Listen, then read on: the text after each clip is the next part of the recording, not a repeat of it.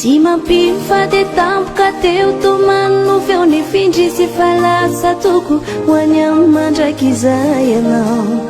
eto izay navelanao haiko fa tsy safidinao ny andeha filayorano efa voatendry ka tsy afa manotra fa izy no makasy manamboatra tsy ho voafafa velively aton-tsaiko ilay fiarantsika ro namela mampisomby ny aina ho tsaroko hatrany mandra-pialako etsy an-tany nalefeonao rehefa miantso ahy manao hoe miraikitra tsy miala toan-doha rehefa matsiaro mitamberina avoko tsy nampoisiko nandehananao zao milola sadala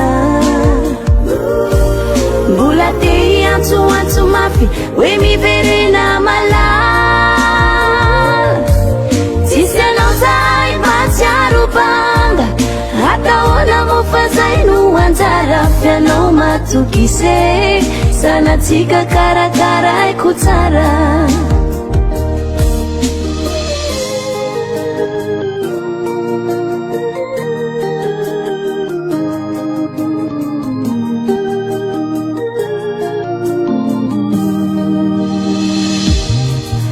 antenaiko fa mbola ifankahita ndray androany satria ny ty antany de nata fandalovana ihany any amparany any ka min'izany fotoana izany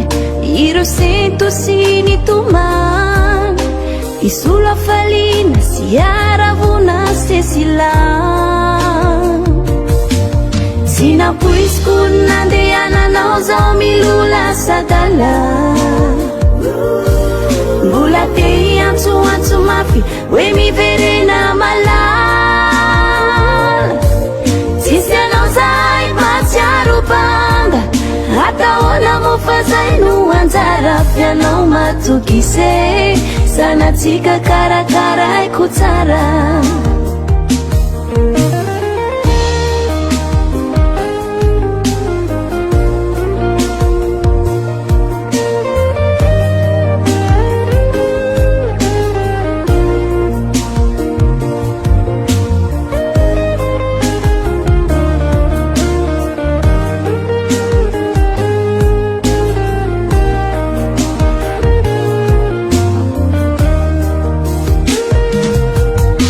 nampoisiko nandehananao zao milola sadala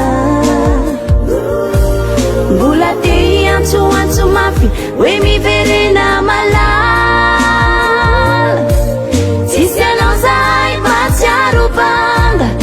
atahoana mo fa zay no anjara fianao matokise sanatsika karakaraiko tsara tsy nampoisiko nandehananao zao milola sadala mbola te hiantsoantso mafy hoe miverena malala